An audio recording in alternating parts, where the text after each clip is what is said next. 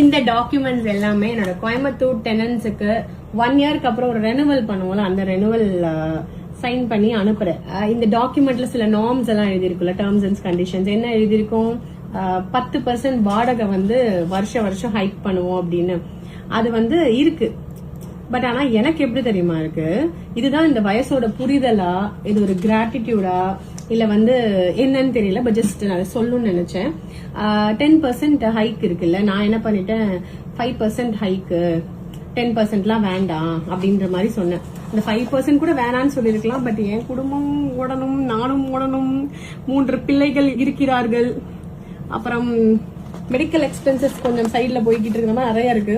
அதனால 5% அப்படின்னு நானே சொல்லிட்டேன். அவங்க எல்லாம் கேட்கறதுக்கு முன்னாடி இல்ல யோசிக்கிறதுக்கு முன்னாடி, வீட்டு வாடகை எவ்வளவு, 7,000 ரூபாய், 8,000 ரூபாய், இந்த மாதிரியான அமௌண்ட்.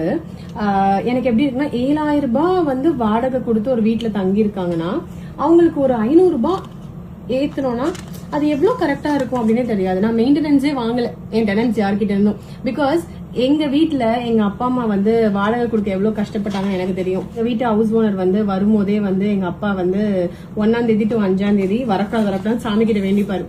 ஐயோ பிள்ளைங்கலாம் ஸ்கூல் படிக்கிறாங்க, ப்ளீஸ் கட்டாதீங்க அப்படின்னு சொல்லி எங்க அப்பா கேட்ட நாட்கள் நிறைய.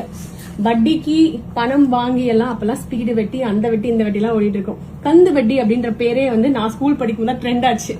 அதெல்லாம் வாங்கி அம்மா அப்பா வாடகை கொடுத்த கதெல்லாம் இருக்கு. சோ அதனால எனக்கு எப்படி இருக்குன்னா, இவங்க ஒரு வருஷம் என் வீட்லயே இருக்காங்கல்ல, என் வீட்லயே இருந்துட்டு வாடகை கொடுக்குறாங்க அப்படிங்கும்போது எனக்கு எப்படி இருக்கு, நல்லா இருக்கே. அவங்களுக்கு ஒரு நம்ம கிரேட்ஃபுல்லா இருக்கணும்.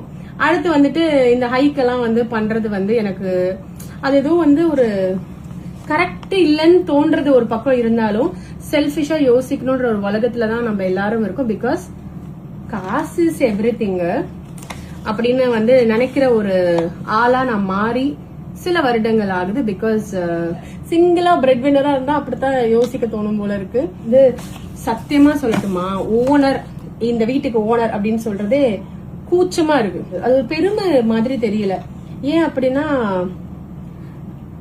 தெரியல. ரீசெண்டா ஒரு கோயிலுக்கு போய் சாமி கும்பிட்டுட்டு, ஐயோ நம்ம சாமி பக்கத்துல என்ன கும்பிடுறோமே, நம்மளுக்கு பின்னாடி எத்தனை பேர் இருக்காங்க, அவங்க எல்லாம் ரொம்ப தூரமா இருந்து கும்பிடுறாங்களே, சாமி எனக்கு என்ன செய்ய போகுது, அவங்களுக்கு என்ன செய்ய போகுதுன்னு யோசிச்சுட்டு ஒரு மாதிரி மூட் ஆஃப் ஆயிட்டு அங்க கிளம்பி இறங்கி வந்துட்டேன்.